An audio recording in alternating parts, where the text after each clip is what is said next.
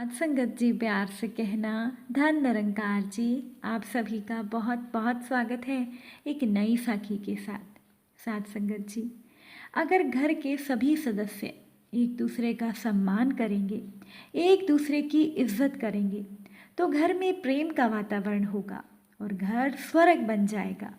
और आज की खूबसूरत सी साखी भी इसी विषय पर आधारित है। तो चलिए आज की साखी सुनते हैं। साथ संगत जी, सुनैना अपने ससुराल में सारा काम बहुत अच्छी तरह से करती थी। अपनी बीमार सास का ख्याल भी सुनैना बहुत अच्छे से रखती थी। अपनी सास की हर एक ज़रूरत का ध्यान सुनैना बहुत अच्छे से रखती थी। लेकिन सुनैना की एक आदत थी, वो अपनी सास के पास बैठकर कुछ नहीं खाती थी। पहले तो दोनों सास और बहू साथ में ही खाना खाती थी।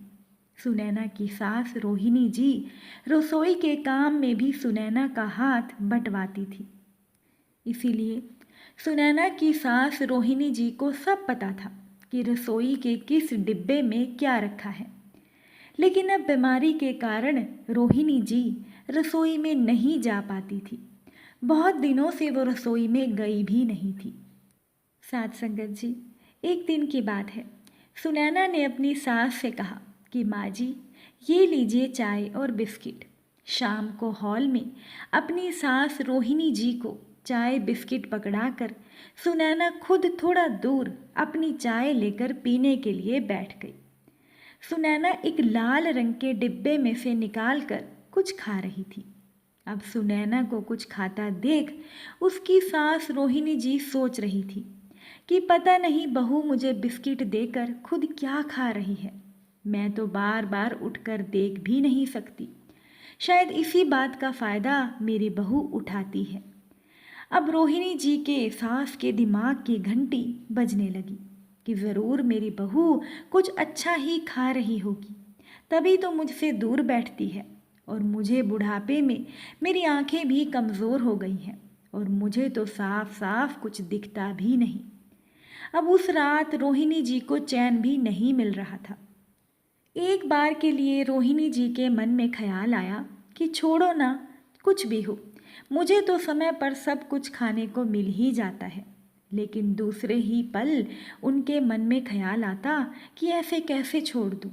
आखिर पता तो चले कि बहू उस लाल रंग के डिब्बे में से क्या खाती है। रोहिणी जी से रहा नहीं गया और आखिरकार वो धीरे धीरे चलते हुए रसोई में पहुंच ही गई।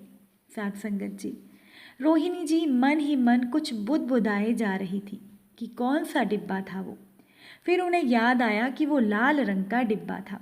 उन्हें लाल रंग का डिब्बा रसोई में मिल तो गया, लेकिन वो थोड़ा ऊपर रखा हुआ था।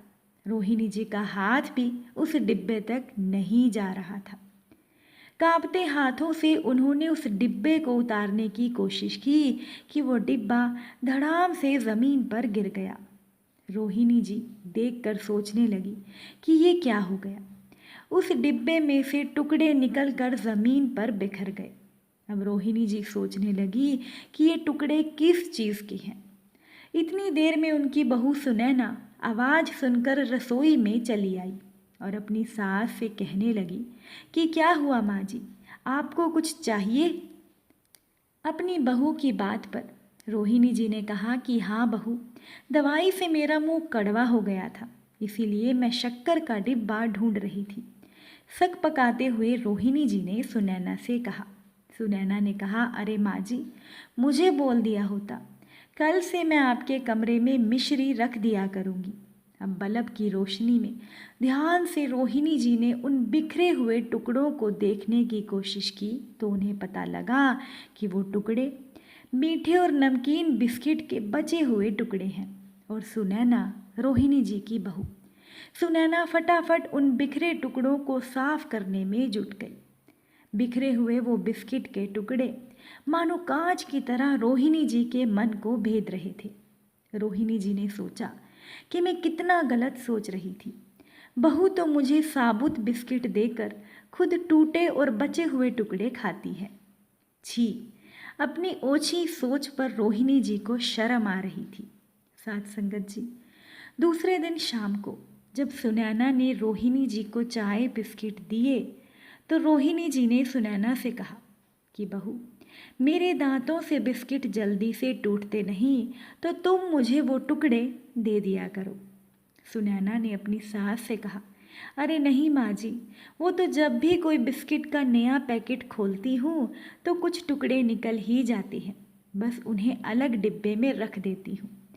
आपके पास तो कोई ना कोई आता रहता है, अगर कोई देखेगा कि आपके सामने बिस्किट के टुकड़े हैं तो ये अच्छा नहीं लगेगा। मैं तो अंदर की तरफ बैठकर खा लेती हूँ, और अगर कोई मेरे पास आने वाला होता है तो मैं डिब्बा बंद कर देती हूँ। सुनैना ने मुस्कुराते हुए अपनी सास से कहा। साथ संगत जी, सुनैना की बात सुनकर चाय पीते पीते रोहिणी जी की आंखों के कोर भीग गए, क्योंकि ऐसी बहू पाकर वो खुद को आज दुनिया की सबसे खुशकिस्मत सास समझ रही थी। साथ संगत जी, अगर बहू सास को माँ मान ले और सास बहू को बेटी मान ले तो ये घर स्वर्ग बन जाता है, क्योंकि दृष्टि बदलने से सृष्टि बदल जाती है। साथ संगत जी, अपने ससुराल में बहू विनीता रसोई में रोटियां बना रही थी और उसके सास और ससुर डाइनिंग हॉल में खाना खा रहे थे। रोटी परोसने जब विनीता एक हाथ से साड़ी का पल्लू पकड़ दूसरे हाथ से रोटी की प्लेटें थामे आई, और जैसे ही उसने दूसरा हाथ रोटी रखने के लिए आगे बढ़ाया तो उसके सिर से पल्लू गिर गया, और खाना खाती उसकी सास सुनीता ने उसे बहुत ही गुस्से भरी नज़रों से देखा। बहू विनीता ने फिर से पल्लू को उठाकर जल्दी से अपने सिर पर रख लिया और सहमी हुई सी चलने लगी तो विनीता के ससुर जी श्रीकांत जी ने विनीता से कहा कि कोई बात नहीं बेटा, वैसे भी शर्म आंखों में होती है, पल्लू से नहीं, हमारा खाना तो हो गया और अब तुम भी खाना खा लेना। विनीता ने अपने ससुर जी से कहा कि जी पापा जी। उसके मन में ससुर जी का आदर और बढ़ गया। अब रोटी का कोर चबाते हुए श्रीकांत जी ने अपनी पत्नी सुनीता से कहा कि अगर बहू को साड़ी पहनने में दिक्कत हो तो उसे सूट सलवार पहनने की बात तुम कह देना, और अगर बहू को कोई बात समझानी हो तो उसे प्यार से समझाया करो। हम उसे उसका मायका न सही, मायके जैसा वातावरण तो दे ही सकते हैं ना। विनीता की सास सुनीता ने अपने पति से कहा कि हाँ, मैं तो पत्थर की बनी हूँ, मुझे तो स्नेह की ज़रूरत कभी थी ही नहीं। तब तो तुमने और तुम्हारी माँ ने कभी भी मेरे बारे में नहीं सोचा, और अब जब मैं सास बनी हूँ और बहू की निभाने की बारी आई तो उसे छूट दे दो अभी से। इतना सर मत चढ़ाओ अपनी बहू को, नहीं तो पछताओगे। तभी पीछे से नौकर ने आवाज़ दी। नौकर ने श्रीकांत जी से कहा कि बाबूजी, ये लीजिए आपका नया पौधा जो आपने मंगवाया था। माली ने कहा है कि इसे छोटे गमले से निकालकर इसे बड़े दूसरे गमले में लगाना पड़ेगा। पुराना गमला तोड़कर पुरानी मिट्टी के साथ ही इसे दूसरे नए गमले में रख देना। अब श्रीकांत जी ने अपने नौकर से पूछा कि क्यों भाई, अगर पुराने गमले की मिट्टी के बजाय सीधे ही नए गमले की मिट्टी में इस पौधे को लगाएं तो? इसके बाद इस बात का जवाब श्रीकांत जी की पत्नी ने दिया कि तब तो ये पौधा सूख जाएगा। सुनीता जी बीच में ही बोल पड़ी। अब श्रीकांत जी ने सुनीता जी से कहा कि तुम तो सब जानती हो, फिर भी। साथ संगत जी, श्रीकांत जी ने अपनी पत्नी को समझाया कि इसी तरह से बहू एक नए पौधे की तरह है और पुराना गमला उसके मायके की तरह, और एक नया गमला ससुराल की तरह है। जिस तरह से पौधे को पुराने गमले की मिट्टी के साथ ही नए गमले में लगाया जाएगा, उसी तरह से अगर हम बहू को मायके के जैसा वातावरण ससुराल में देंगे तो उसका व्यवहार हमेशा अच्छा रहेगा, और वो हमारे साथ भी वही प्यार रखेगी जो प्यार वो अपने मायके में अपने माता पिता के साथ रखती थी।